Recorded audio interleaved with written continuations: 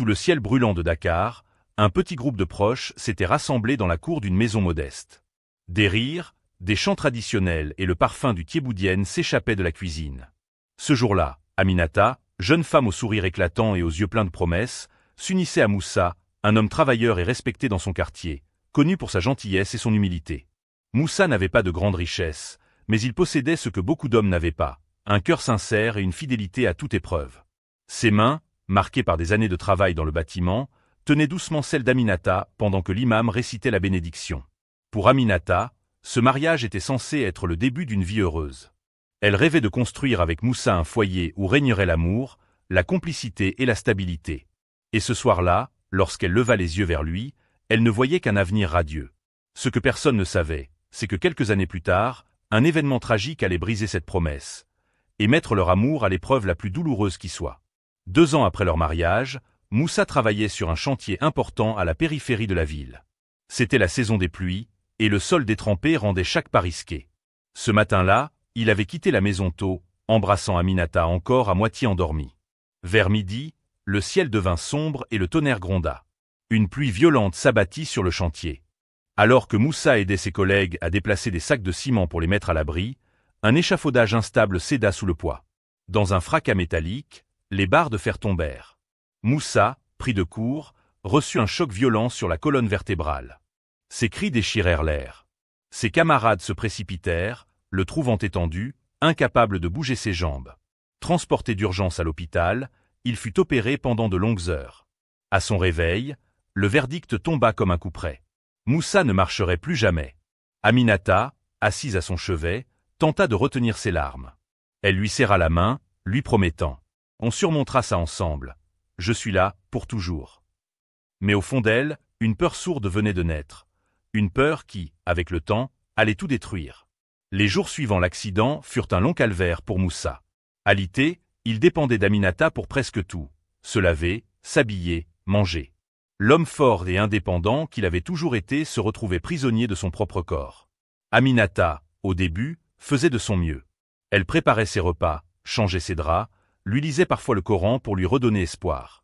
Mais chaque geste d'assistance lui rappelait que sa vie avait basculé. L'argent commençait à manquer. Moussa ne pouvait plus travailler, et les économies fondaient comme glace au soleil. Aminata dut prendre un petit travail de vendeuse au marché pour subvenir à leurs besoins. Elle se levait tôt, faisait à manger pour Moussa, puis partait sous le soleil écrasant, laissant son mari seul toute la journée. Les visites des amis se faisaient rares. Les rires qui remplissaient autrefois leur maison avaient disparu. Moussa, lui, s'accrochait à une seule chose, l'amour qu'Aminata lui avait juré le jour de leur mariage. Mais il ignorait qu'au fond, dans le cœur de sa femme, une ombre grandissait, et qu'un autre visage commençait à s'y dessiner. Un après-midi, alors qu'Aminata revenait du marché, elle croisa Karim, le meilleur ami de Moussa depuis l'enfance. Karim était venu prendre des nouvelles après avoir appris l'accident. Grand, souriant, habillé avec élégance, il travaillait comme chauffeur pour une société privée et semblait mener une vie confortable. En arrivant à la maison, il trouva Moussa assis dans son fauteuil roulant, les yeux fatigués mais heureux de revoir son ami. « Karim, mon frère, ça fait si longtemps. »« Je suis désolé, Moussa. J'ai appris ce qui t'est arrivé.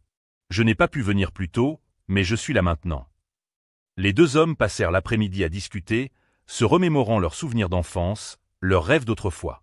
Aminata, de son côté, observait Karim discrètement. Elle remarqua sa prestance, sa confiance, et le contraste cruel avec la fragilité actuelle de Moussa. Les visites de Karim devinrent régulières. Il passait souvent en fin de journée, apportant des fruits, un peu d'argent ou simplement de la compagnie. Moussa, reconnaissant, lui faisait entièrement confiance, heureux que son ami prenne aussi soin d'Aminata en son absence. Mais cette proximité allait bientôt franchir une ligne invisible, et tout changeait. Au fil des semaines, Karim passait de plus en plus de temps à la maison. Quand Moussa dormait l'après-midi, Karim restait parfois dans la cour avec Aminata, discutant de tout et de rien. Ils riaient ensemble, partageaient des confidences, et Aminata se surprenait à attendre ses visites. Un soir, alors qu'elle rangeait la cuisine, Karim l'aida à apporter un sac de riz. Leurs mains se frôlèrent, et Aminata sentit son cœur battre plus vite. Elle détourna aussitôt le regard, troublée par cette sensation qu'elle n'avait pas ressentie depuis longtemps.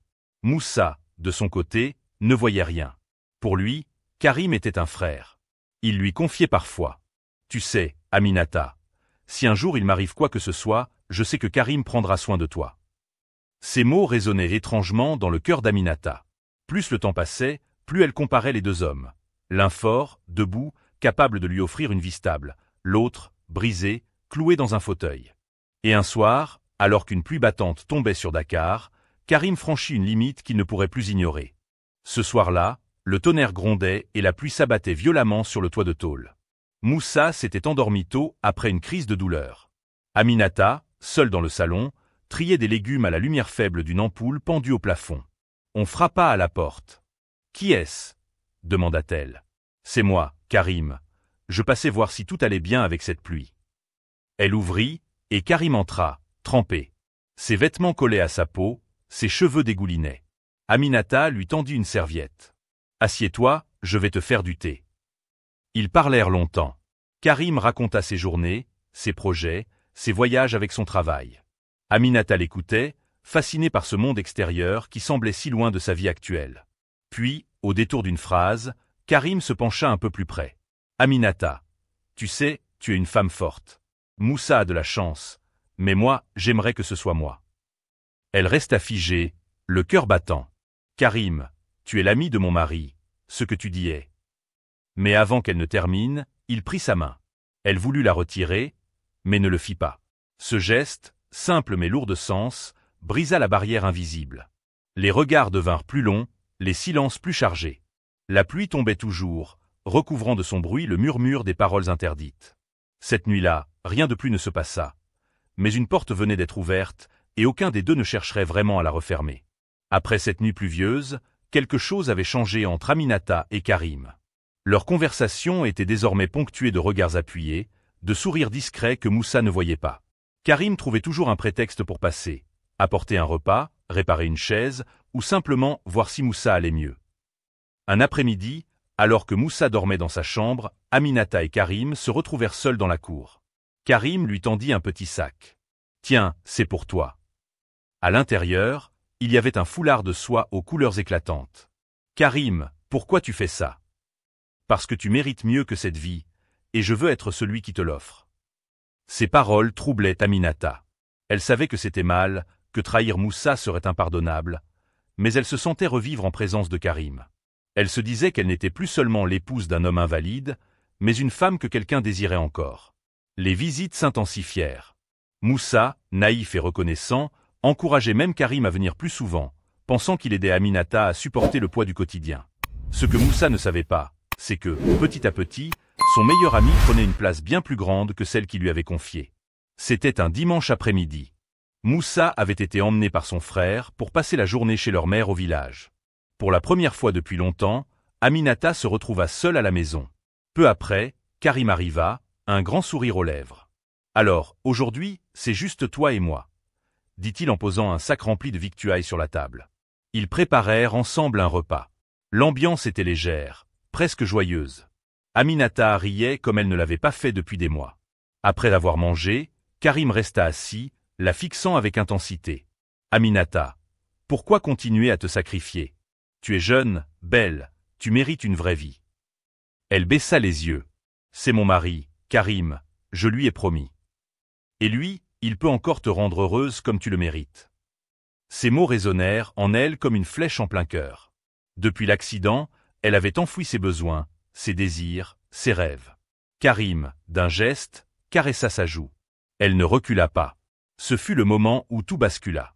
Ils s'embrassèrent. Ce baiser, volé à l'ombre d'un mariage déjà fragilisé, c'est là une trahison que rien ne pourrait effacer. À partir de ce jour, Aminata n'était plus seulement l'épouse de Moussa. Elle était aussi la complice d'un amour interdit avec son meilleur ami. Après ce premier baiser, Aminata et Karim trouvèrent 1000 stratagèmes pour se voir loin des yeux de Moussa. Elle prétextait aller plus souvent au marché, prolonger ses courses, ou rendre visite à une amie malade. Karim, lui, venait la chercher discrètement en moto, l'attendant à l'angle d'une rue. Ils se retrouvaient dans de petits restaurants discrets, ou parfois dans une chambre qu'il louait à la périphérie de la ville. Aminata, au contact de Karim, retrouvait le goût d'être courtisée, écoutée, désirée. Elle se disait qu'elle avait droit au bonheur, même si ce bonheur se construisait sur un mensonge. À la maison, Moussa ne se doutait de rien. Il croyait qu'Aminata se dévouait corps et âme pour lui. Il la remerciait souvent de rester à ses côtés malgré ses faiblesses, ignorant que chaque sourire qu'elle lui offrait était de plus en plus forcé. Peu à peu, Aminata passait moins de temps avec lui, le laissant seul des journées entières. Moussa commençait à sentir une distance, mais il se persuadait que c'était la fatigue ou le poids des responsabilités. Ce qu'il ne savait pas, c'est que son propre ami remplissait déjà l'espace que lui n'occupait plus. Les regards d'Aminata devenaient de plus en plus fuyants. Ses réponses, autrefois chaleureuses, se faisaient courtes et parfois irritées. Moussa ressentait ce changement, mais il refusait d'y croire. Son cœur voulait garder confiance en la femme qu'il aimait depuis toujours. Un jour, alors qu'il était resté éveillé plus tard que d'habitude, il surprit un message sur le téléphone d'Aminata. Un simple « Je pense à toi » signé d'un certain K. Son sang se glaça. Il ne voulait pas accuser sans preuve, mais une voix au fond de lui criait la vérité qu'il refusait d'entendre. Il commença à observer les allées et venues d'Aminata avec plus d'attention, notant chaque détail, chaque silence inhabituel. Le poids du doute s'installa dans leur foyer, comme une ombre menaçante qui obscurcit peu à peu la lumière d'autrefois. Mais Moussa n'était pas encore prêt à affronter cette réalité, préférant espérer que ce n'était qu'un malentendu. Un soir, Moussa décida de ne plus se taire. Il fit semblant de dormir dans sa chambre pendant qu'Aminata recevait Karim dans la cour. À travers la fenêtre entr'ouverte, il entendit leur voix, douce, complice, trahissant une intimité secrète. Un rire léger, un murmure, puis un baiser échangé, presque audible dans le silence de la nuit. Moussa sentit son cœur se briser en 1000 morceaux. Le lendemain, il affronta Aminata. « Pourquoi me fais-tu ça? Pourquoi trahir notre amour, notre histoire ?» Mais Aminata détourna le regard, incapable de répondre. Elle savait qu'elle avait commis une faute grave, mais le poids des années de solitude, de fatigue et de regret l'avait poussée vers Karim. Le foyer autrefois chaleureux était désormais un champ de bataille silencieux, où deux cœurs blessés cherchaient une raison d'espérer ou un moyen d'oublier. Un soir, Moussa décida de ne plus fuir la vérité. Il demanda à Karim de venir chez eux, sous prétexte de régler certaines affaires. Lorsque Karim arriva, il trouva Moussa dans la cour, le regard dur, les poings serrés. « Karim, je sais tout. » La voix de Moussa était froide, mais tremblante d'émotion. Karim chercha à sourire, à minimiser, mais Moussa ne lui en laissa pas le temps. « Comment as-tu pu trahir mon amitié et ma confiance? Et toi, Aminata, comment as-tu pu m'abandonner dans ma plus grande faiblesse ?» Aminata baissa la tête, incapable de soutenir ce regard. Les trois se tenaient là, dans un silence pesant, chacun portant le poids de ses remords et de sa colère. Le lien qui les unissait s'était brisé, et les fissures allaient bientôt s'élargir, menaçant de tout détruire sur leur passage. Face à la douleur visible dans les yeux de Moussa, Aminata sentit une immense culpabilité l'écraser. Elle avait trahi un homme qu'il avait aimé malgré tout, malgré la douleur, malgré le handicap. Mais dans son cœur brûlait aussi un autre feu, celui de l'espoir avec Karim, celui d'une vie différente, plus légère, plus pleine de promesses. Les jours qui suivirent furent un tourbillon d'émotions contradictoires. Aminata tentait de réparer ce qui pouvait l'être, mais Moussa était distant, blessé. Karim, lui, la poussait à choisir entre rester dans un passé de souffrance ou embrasser un avenir incertain avec lui. Un matin, elle prit une décision qui allait changer le cours de leur vie à jamais. « Moussa, je ne peux plus rester. Je pars. » Ces mots, comme un coup près, résonnèrent dans la maison silencieuse. Moussa, le regard noyé de tristesse, n'opposa aucune résistance. Ce matin-là, Aminata fit ses valises avec une lourdeur au cœur qu'elle ne pouvait décrire. Chaque objet qu'elle emballait semblait porter le poids des souvenirs, des promesses brisées, des rêves évanouis. Moussa était là, assis dans son fauteuil roulant, les yeux baissés. Il ne dit pas un mot, ne tenta pas de la retenir. Il comprenait que ce départ était une blessure qu'aucun d'eux ne pourrait guérir facilement. Karim attendait dehors, impatient et souriant. Aminata le rejoignit, sans se retourner. Elle sentait dans sa poitrine un mélange de soulagement et de culpabilité. Alors que la porte se refermait derrière elle, Moussa resta seul, dans une maison vide de rire, de promesses et d'espoir. Aminata s'installa rapidement chez Karim, dans un petit appartement en ville. Au début, tout semblait parfait. Karim était attentionné, généreux, il lui offrait des cadeaux, des sorties. Elle se sentait désirée, vivante. Mais peu à peu, l'euphorie laissa place à un sentiment d'inquiétude. Karim, sous ses airs charmants, se montrait parfois possessif, jaloux, exigeant. Les promesses d'un bonheur sans nuages commençaient à s'effriter. Aminata réalisait que fuir Moussa n'avait pas effacé le poids du passé. Chaque nuit, dans le silence, elle revivait les images de Moussa seul dans leur maison, la douleur dans ses yeux, l'abandon qu'elle avait causé. La culpabilité s'infiltrait en elle, comme un poison lent. Et dans le miroir, elle ne reconnaissait plus la femme qu'elle avait été. Les jours passaient, et le visage souriant d'Aminata devenait de plus en plus rare. Elle se levait chaque matin avec une boule au ventre, un poids invisible mais écrasant sur sa conscience. Karim, bien que présent, ne comprenait pas ce silence lourd qui s'installa entre eux. Il se montrait plus exigeant, reprochant à Aminata ses absences d'esprit, ses regards perdus. Mais au fond d'elle, ce n'était ni Karim ni la nouvelle vie qui la tourmentait. C'était Moussa. Elle se rappelait ses mains tremblantes, sa patience infinie, son amour sans faille malgré tout. Elle revoyait leur mariage, les rêves qu'ils avaient construits, et la douleur immense qu'elle avait infligée à cet homme brisé. Le regret la rongeait, un feu silencieux qui consumait peu à peu son âme. Un matin, Aminata reçut un appel inattendu. C'était la sœur de Moussa. « Aminata, Moussa ne va pas bien. Il est seul, malade, et personne ne s'occupe de lui. » Ces mots furent comme un coup de massue. Le poids du passé s'abattait sur elle avec une force qu'elle ne pouvait plus ignorer. Elle sentit son cœur se serrer, une douleur profonde la traverser. Sans hésiter, elle prit la décision la plus difficile, retourner voir Moussa, celui qu'elle avait laissé derrière. À son arrivée, la maison paraissait plus sombre, plus vide. Moussa, affaibli, la regarda avec une surprise mêlée de douleur. « Pourquoi es-tu revenu » murmura-t-il. Aminata baissa les yeux, tentant de trouver les mots pour expliquer son absence, son erreur, son regret. Mais le chemin vers le pardon serait long et semé d'embûches. Aminata passa les jours suivants à prendre soin de Moussa. Elle lui préparait ses repas, l'aidait à se déplacer, et surtout, écoutait en silence sa douleur et sa colère. Moussa, blessé profondément, ne voulait pas lui ouvrir son cœur. Il se murait dans un silence lourd, rejetant parfois ses mains tendues. Mais Aminata savait que le pardon ne viendrait pas d'un coup. Elle était prête à patienter, à réparer chaque fissure, à reconstruire patiemment leur histoire, même si cela demandait des années. Chaque sourire qu'elle arrachait à Moussa devenait une victoire, chaque petit progrès une lueur d'espoir. Dans ce combat, Aminata découvrait la force de l'humilité, le poids de la repentance et le pouvoir infini de l'amour sincère. Alors que leur relation commençait doucement à se reconstruire, un événement inattendu vint bouleverser leur fragile équilibre. Un incendie éclata dans le quartier durant une nuit d'orage, détruisant plusieurs maisons autour de la leur. La maison de Moussa, vieille et fragile, fut fortement endommagée. Sans abri, sans ressources, ils durent s'installer temporairement chez un voisin compatissant. Cette catastrophe remettait en question tout ce qu'ils avaient essayé de reconstruire. Pour Moussa, c'était une nouvelle épreuve, un coup dur qui semblait annoncer la fin de ses espoirs. Pour Aminata, c'était un défi à relever, une nouvelle raison de se battre pour l'homme qu'elle avait abandonné mais qu'elle voulait maintenant sauver. Leur avenir était incertain, mais cette crise allait leur montrer ce que signifiait vraiment être unis dans l'adversité. Malgré la perte de leur maison, Aminata et Moussa trouvèrent en eux une force insoupçonnée. Le voisin qui les accueillait leur offrit un toit temporaire, mais c'était leur solidarité mutuelle qui allait les soutenir. Aminata travaillait dur pour réunir de quoi reconstruire un toit, tandis que Moussa, malgré son handicap, aidait à organiser les secours dans le quartier. Les voisins, touchés par leur courage, commencèrent à se mobiliser pour les aider. Petit à petit, un espoir renaissait parmi les cendres. La reconstruction de leur foyer devint un symbole pour tout le quartier. Même dans la douleur, l'union et la volonté pouvaient tout vaincre.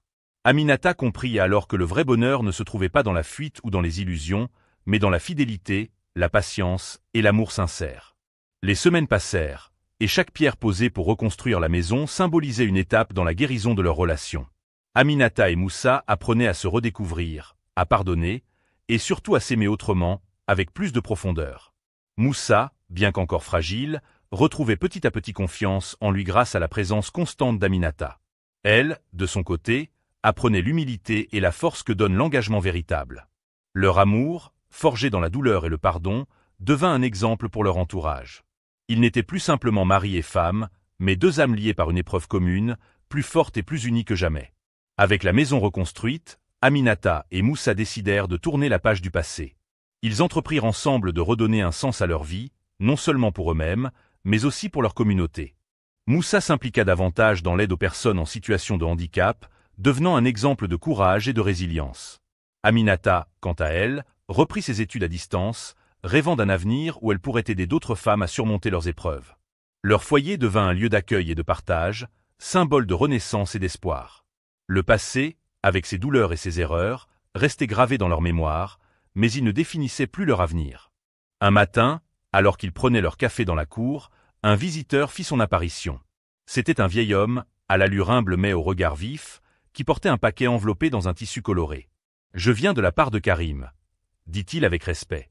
Aminata sentit son cœur se serrer. Elle ne s'attendait pas à revoir l'homme qui avait bouleversé leur vie. Le vieil homme tendit le paquet à Moussa. À l'intérieur, une lettre et une petite boîte. La lettre expliquait que Karim, pris de remords, souhaitait faire un geste pour apaiser sa conscience.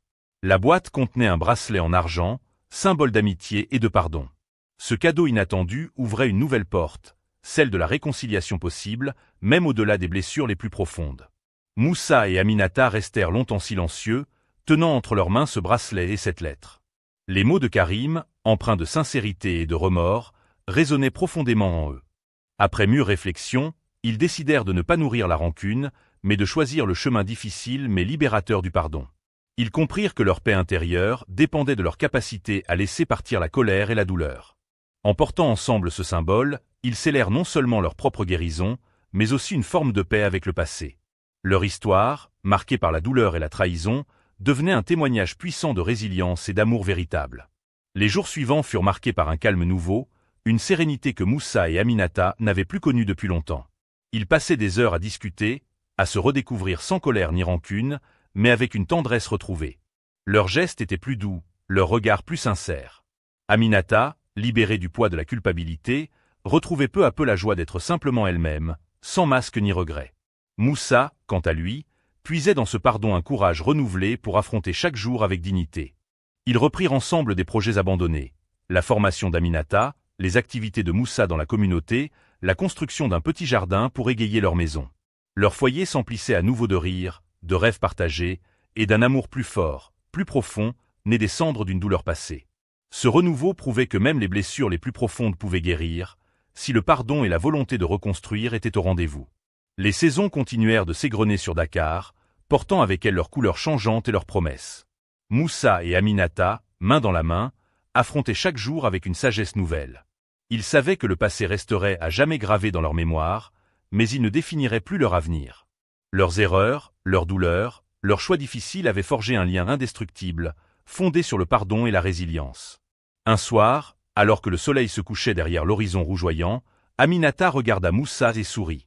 « Nous avons survécu à la tempête, mon amour. Maintenant, place à la paix. » Moussa répondit par un regard empli de tendresse. Il savait que leur histoire, aussi bouleversante soit-elle, était aussi celle d'un amour qui avait su renaître de ses cendres. Et dans ce renouveau, il y avait la promesse d'un avenir où, malgré les cicatrices, l'espoir brillait plus fort que jamais.